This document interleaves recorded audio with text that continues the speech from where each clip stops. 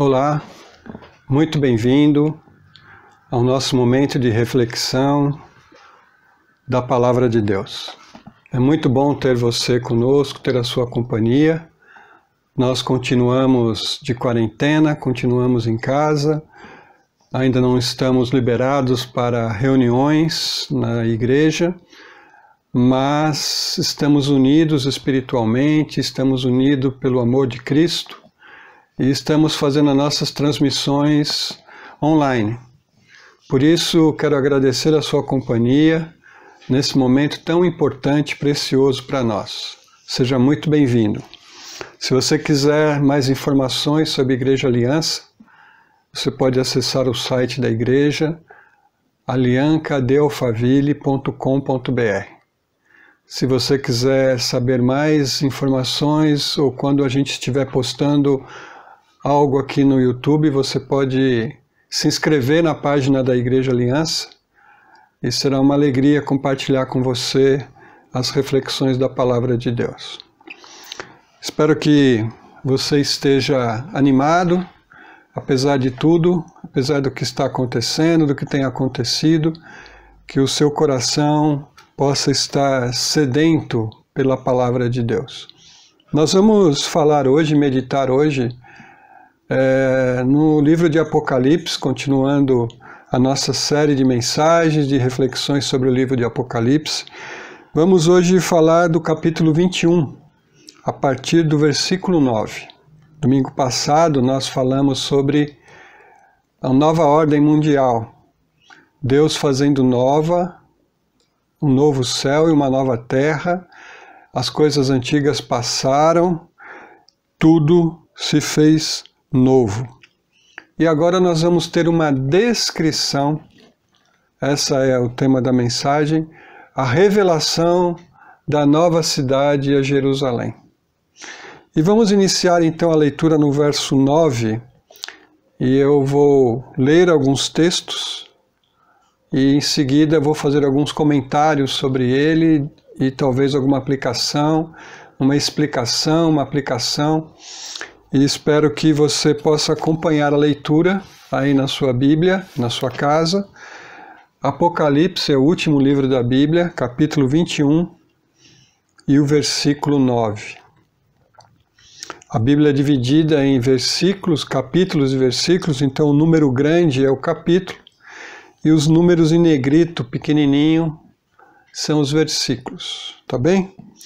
O texto bíblico diz o seguinte: um dos 7 anjos que tinham as 7 taças cheias das últimas 7 pragas aproximou-se e me disse: venha, eu lhe mostrarei a noiva, a esposa do Cordeiro.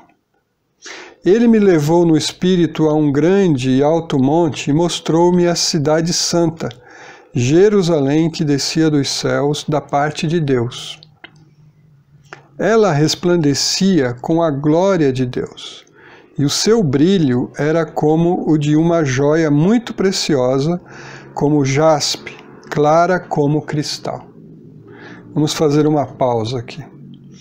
Então, o texto bíblico nos diz que um anjo, ele se aproximou de João e o conduziu até um alto monte. E ali ele disse: eu lhe mostrarei a noiva, a esposa do Cordeiro.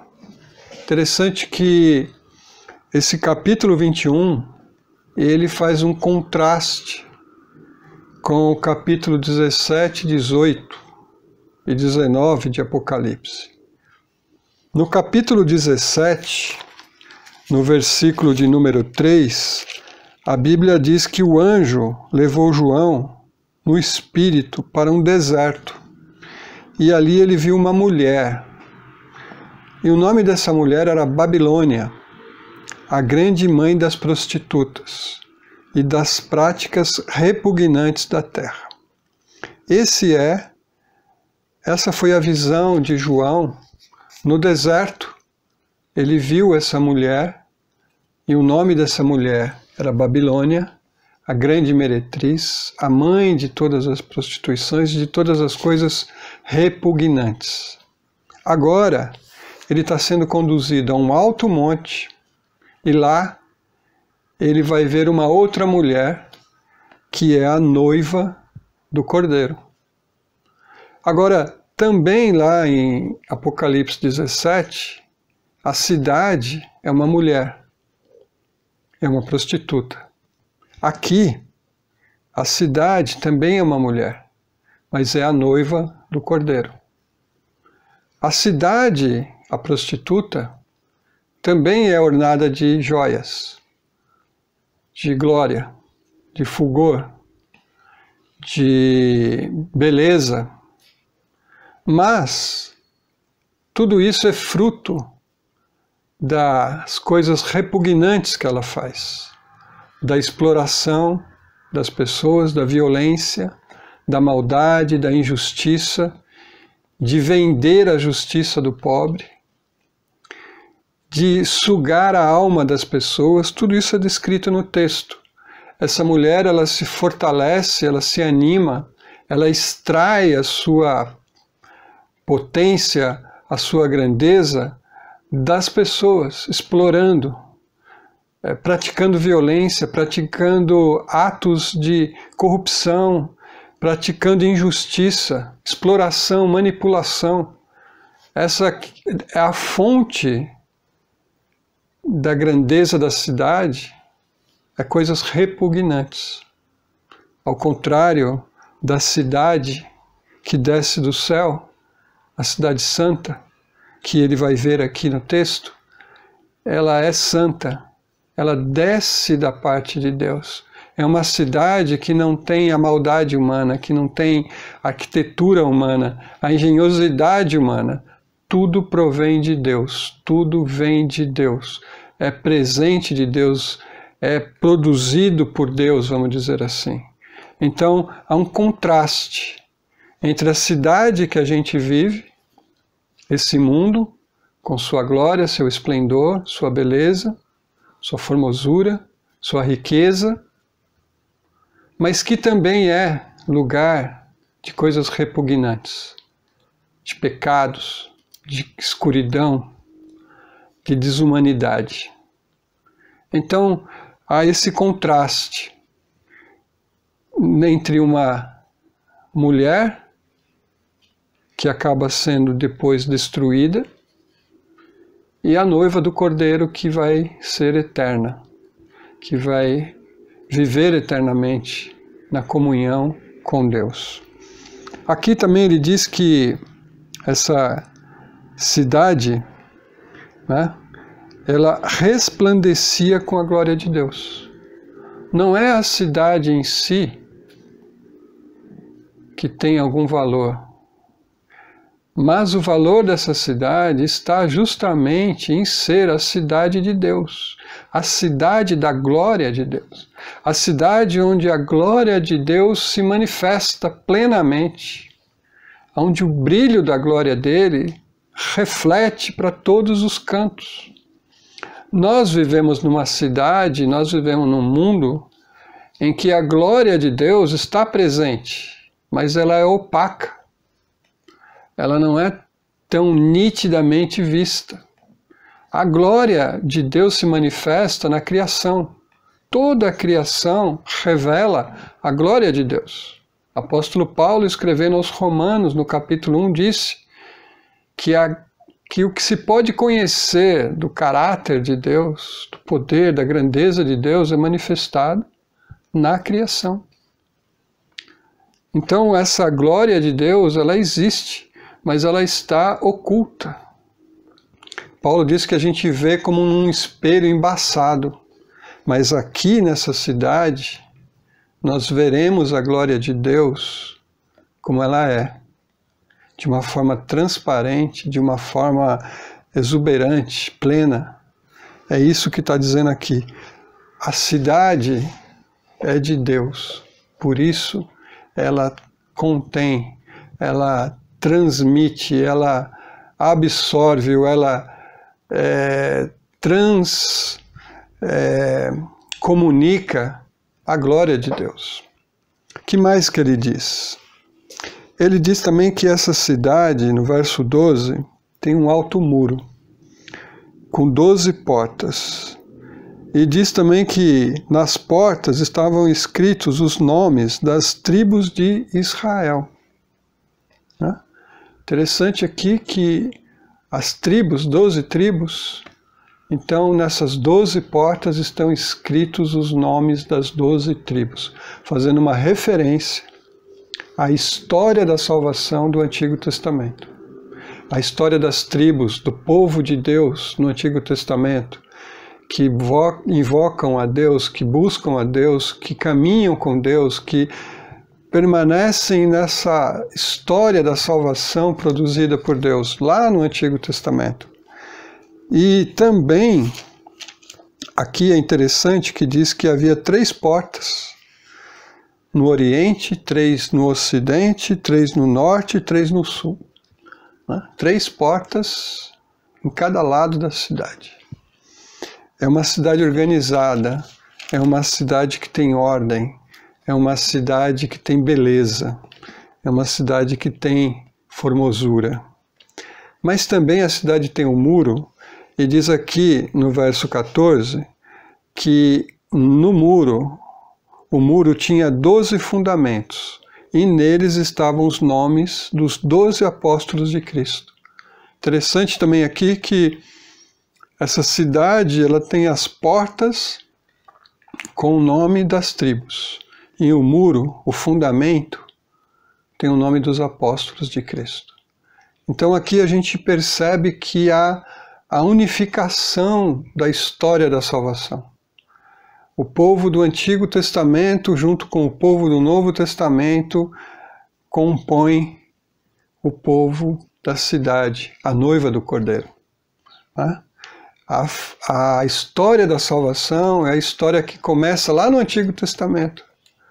A história da salvação é Deus se movendo para resgatar o relacionamento com o ser humano. Deus é um Deus de amor, e por ser um Deus de amor, Ele é um Deus de relacionamento. E Ele quer se relacionar com o ser humano. Por isso Ele busca esse ser humano. Ele oferece oportunidade para o ser humano se reconciliar com Ele, por meio de Jesus Cristo. Então a história da salvação se conclui aqui. Tanto aqueles que viveram antes de Cristo, como os que viveram e estão vivendo e viverão depois de Cristo, todos eles estão unidos dentro da cidade, morando, vivendo nessa cidade, representados nessa cidade. E tem mais. O anjo diz aqui, no verso 15, pegou uma vara de ouro e mediu a cidade. Medir a cidade significa que a cidade é completa, é perfeita. É uma cidade que não tem falha, não tem falta, não tem ausência. É uma cidade plena. E ele mede essa cidade e é interessante que o tamanho da cidade chama atenção.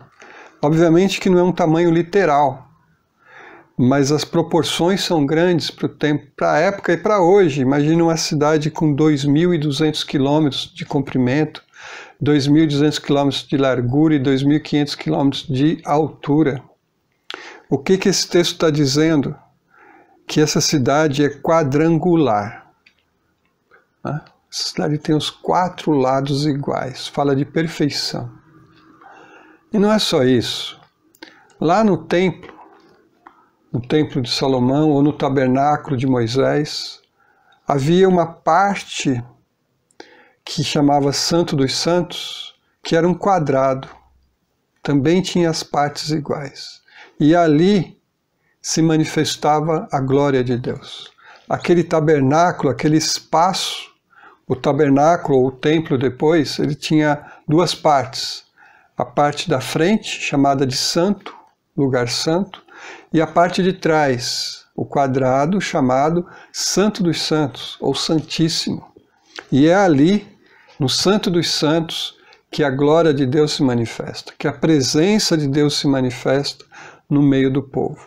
Aqui, nessa cidade quadrangular, a glória de Deus se manifesta. A Shekinah de Deus está presente como se a cidade fosse, e ela simboliza isso, um santuário, um lugar de adoração na presença de Deus. Isso aqui também vai ficar claro, porque quando ele mede a cidade, ele também vê um muro, né? Ele mediu o muro, verso 17, acompanha aí. Ele mediu o muro e deu 65 metros de espessura. Veja, 65 metros de espessura no muro. Por que um muro tão poderoso, tão imponente assim numa cidade?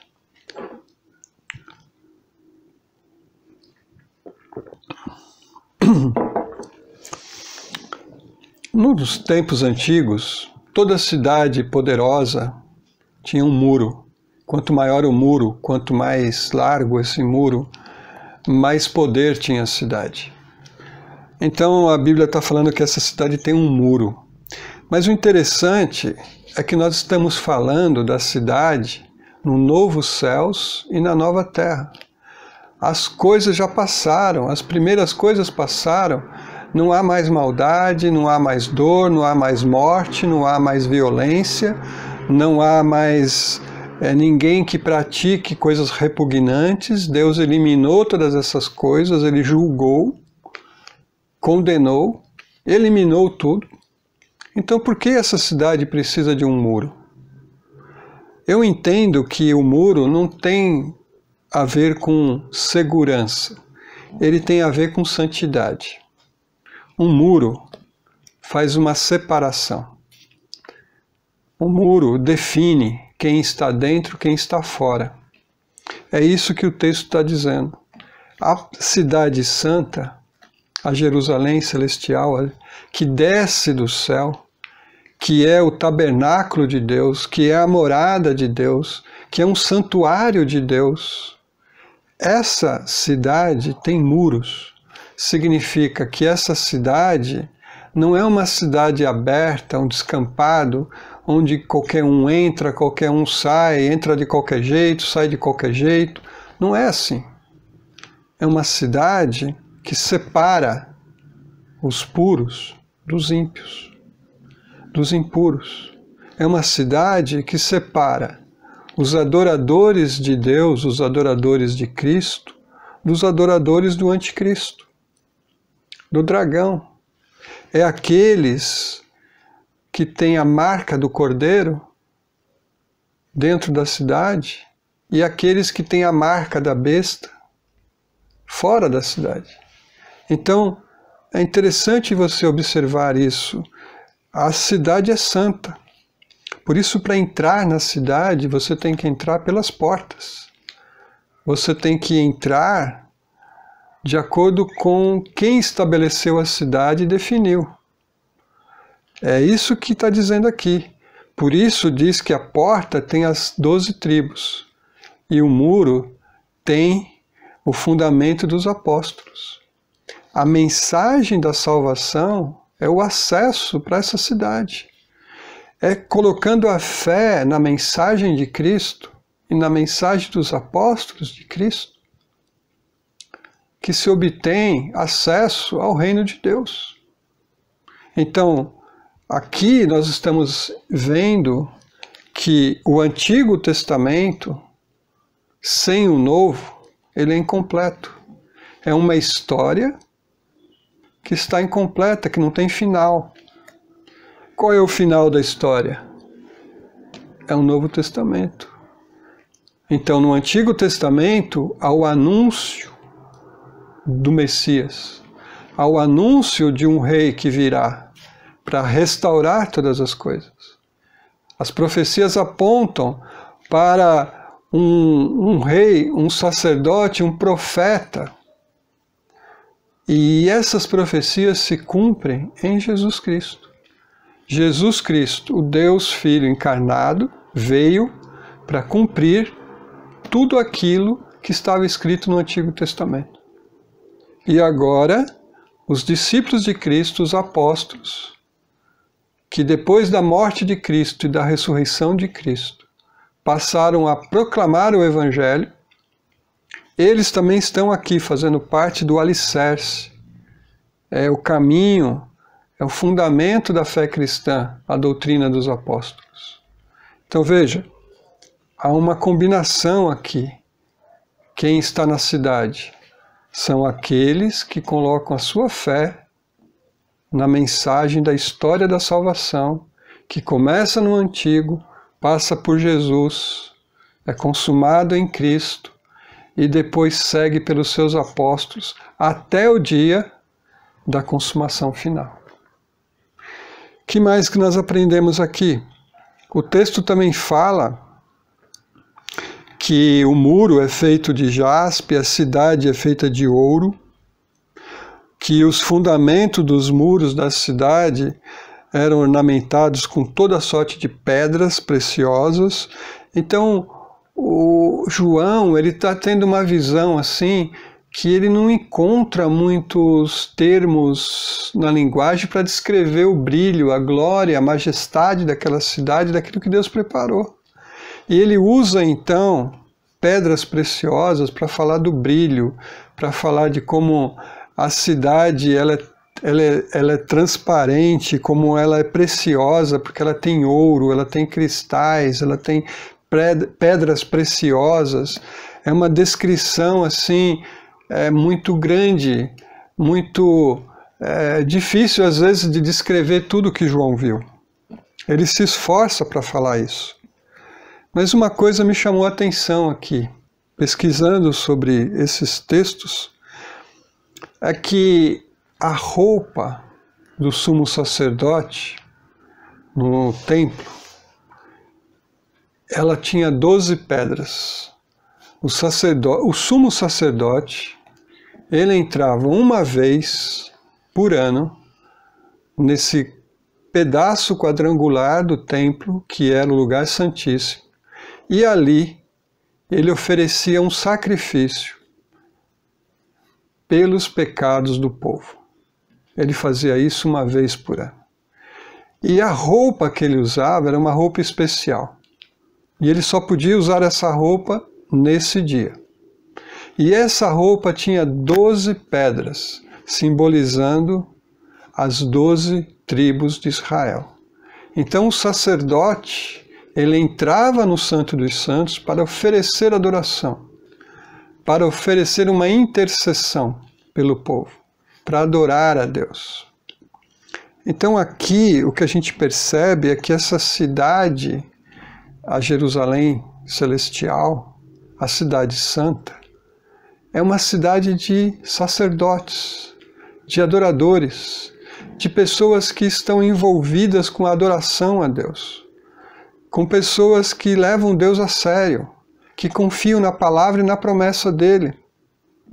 É muito importante isso, porque os habitantes da Cidade Santa, eles não estão lá forçados. Imagina alguém lá na cidade de Deus, contrariado. Não queria estar lá. Não era desejo dele estar lá. Ele não concorda com aquilo. Ele não crê. É impossível. Deus não vai permitir isso. Ele vai respeitar a decisão das pessoas. Há algum tempo atrás, um pastor escreveu um livro dizendo que no final de tudo, aqui, na cidade de Deus, todos vão entrar. Deus é amor. E porque Deus é amor, todos vão entrar na cidade. Deus vai dar um jeito. O interessante de tudo nesse livro, ele falando isso, é que um repórter, um jornalista, um repórter brasileiro, de uma revista aqui de circulação nacional, ele entrevistou o autor desse livro. Em determinado momento da entrevista, ele fez a seguinte pergunta para o autor do livro: e se eu não quiser ir para o céu, Deus vai me obrigar a ir? E ele ficou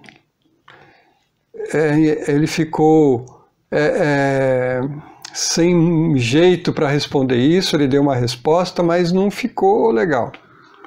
Porque o jornalista, o repórter, ele disse: mas e se eu não quiser? Deus não vai respeitar minha vontade, meu livre-arbítrio? Então veja, Deus não vai levar ninguém à força para a cidade dele. Deus não vai arrastar ninguém para lá. vão para lá aqueles que aceitaram o convite, aqueles que creram na mensagem, aqueles que colocaram a sua fé na promessa de Deus. É isso que João está dizendo. Essa cidade é uma cidade de sacerdotes. E quem estiver lá, estará lá para adorar o Cordeiro de Deus, para adorar o Cristo, para adorar o Deus Pai, para adorar aquele que nos dá de presente essa cidade. Outra coisa interessante que a gente vê aqui é que a descrição de tudo isso fala de um Deus que ama, de um Deus que quer relacionamento. Então, que lições a gente pode tirar desse texto para a nossa vida hoje?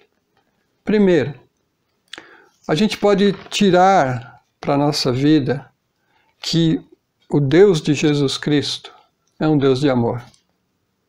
É um Deus que não desiste de nós. É um Deus que quer o nosso bem. É um Deus que quer relacionamento conosco. Esse é o Deus da Bíblia. Esse é o Deus de Jesus. Um Deus que ama. Um Deus que prepara uma cidade para as pessoas que o amam estarem com Ele para sempre. E ali Ele vai se manifestar de uma forma plena. É isso que Deus quer. Deus quer que a gente esteja com Ele para sempre.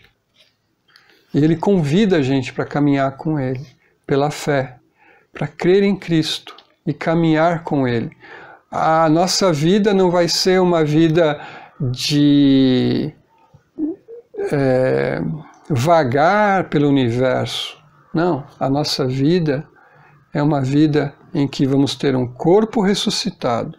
E com esse corpo ressuscitado, estaremos na presença de Deus, na presença de Cristo, vivendo, adorando, servindo, sendo plenos na presença dele. O texto aqui anterior disse que quem tiver sede, venha a mim e beba. Então nessa cidade santa não tem sede. Sua sede de amor vai ser saciada. A sua sede de perfeição vai ser saciada. A sua sede de bondade vai ser saciada. A sua sede de completude vai ser saciada. Todas as nossas sedes serão saciadas, porque essa cidade é a cidade da plenitude. É Deus plenamente se manifestando para nossa vida. O que mais a gente pode aprender desse texto? A gente pode aprender desse texto que só vai estar lá quem quiser. Só vai estar lá quem desejar estar, quem permanecer fiel até o fim. Deus não exige de nós perfeição. Ele exige de nós fidelidade.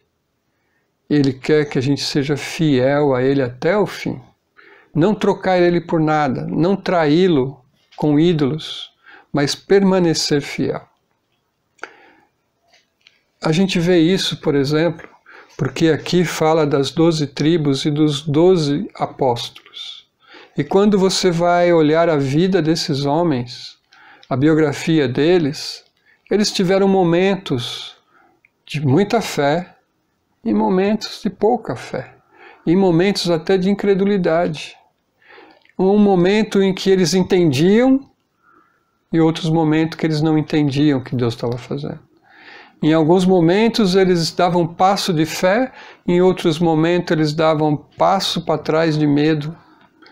Mesmo assim, Deus usou a vida deles, Deus transformou a história deles e os colocou lá na Cidade Santa. E Ele faz isso com você e faz isso comigo. Ele pega a nossa vida, que é cheia de falhas, cheia de problemas. Ele pega a nossa vida que tem incoerências e Ele transforma a nossa vida de tal maneira que a gente vai poder estar nessa cidade, lá com Ele, gozando da presença dEle. Não desista, porque Deus não desiste de você. E por último, eu queria dizer para você, viva nessa cidade hoje, que você está vivendo. Deus te colocou aqui nessa cidade. Deus te colocou aí na cidade que você está vivendo. Seja uma bênção nessa cidade. Faça o possível para melhorar a vida nessa cidade. Se envolva com as necessidades das pessoas. Transmita paz, transmita amor, porque é aqui que nós temos que viver. Nós não podemos viver fugindo da realidade. Quando a Bíblia fala de Deus fazendo uma cidade nova, um novo céu, uma nova terra, uma cidade santa que desce do céu, Ele não está falando isso para a gente fugir da realidade.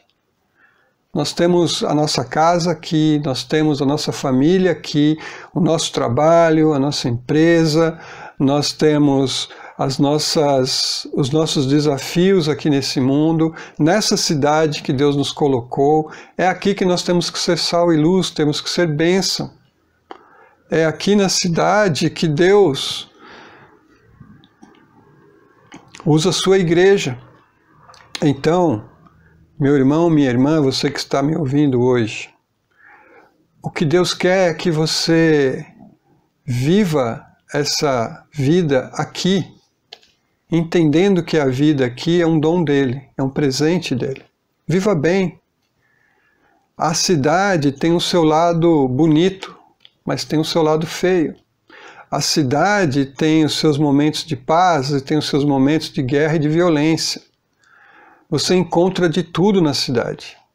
O que nós precisamos nos apegar é do lado bom. Não é do lado escuro, tenebroso dessa cidade, mas do lado bom. Porque Deus, Ele tem um propósito para a sua vida nessa cidade. Então eu diria para você isso. Mas não coloque a sua devoção, não entregue a sua devoção à cidade. Não ame a cidade ao ponto de fazer dela um Deus, um ídolo, tudo para a sua vida. A cidade oferece coisas boas, agradáveis, coisas interessantes. A cidade oferece para a gente amigos, amizades. A cidade oferece para a gente restaurantes, bons vinhos. A cidade oferece para a gente lazer. Há muitas coisas boas na cidade, mas o grande desafio nosso é não se deixar seduzir por essa cidade. Não colocar o nosso coração aqui, mas permanecer com o nosso olhar para essa cidade que Deus já preparou e está reservada para cada um de nós. Apesar de todas as dificuldades desta vida, nós estamos aqui de passagem. A nossa pátria final é a cidade santa, a Jerusalém que desce do céu. Isso é que Deus preparou para aqueles que creem nele. Portanto, esse é um desafio para a nossa vida. Vivendo na cidade, nós podemos ser seduzidos pelo seu brilho, pela sua glória, pela sua beleza, pelos seus encantos. Podemos ser tão envolvidos por isso que a gente passa a ter uma devoção por isso. Mas a nossa devoção é única e exclusivamente ao Cordeiro, que foi morto, mas vive para sempre. Amém? Que Deus possa falar melhor no seu coração, na sua mente, por meio do seu Espírito Santo. Eu quero agora também orar, quero pedir que Deus abençoe a sua vida e que essa palavra continue falando no seu coração durante essa semana toda. Pai amado, obrigado pela Tua palavra, pelo que o Senhor tem feito na nossa vida e por tudo aquilo que o Senhor tem feito para nós no final, na consumação de todas as coisas, Pai. Obrigado pela história da salvação, pelo seu plano de salvação, obrigado pela vida de Jesus, obrigado porque é através de Jesus que a gente tem acesso ao reino. Pai amado e santo, eu oro para que se há alguém que ainda está resistindo, está em dúvida com relação à Tua palavra, que o Teu Espírito Santo possa convencer, Senhor. Que o Teu Espírito possa esclarecer a Tua palavra na vida de cada um, Pai. Pai amado e santo, também peço que o Senhor guarde a família de cada um. Guarde, Senhor, as nossas famílias, os nossos filhos, os nossos relacionamentos. Livra-nos do mal, livra-nos do maligno. Pai, nos fortalece a cada dia para permanecermos firmes e inabaláveis na fé. E quando chegarem os desapontamentos, as frustrações, as decepções, que a gente lembre, Pai, que as Tuas promessas não falham, que o Senhor não mente, que o Senhor não revoga, que o Senhor não muda Tuas promessas e elas permanecem para sempre. Muito obrigado, Deus, por esse tempo, em nome de Jesus. Quero agradecer você, quero agradecer a sua companhia, que Deus te abençoe, que Deus te proteja, que você tenha uma excelente semana na presença gloriosa de Jesus Cristo. Fique com Deus. Um grande abraço e nos veremos no próximo domingo às 11 horas aqui no YouTube. Deus abençoe.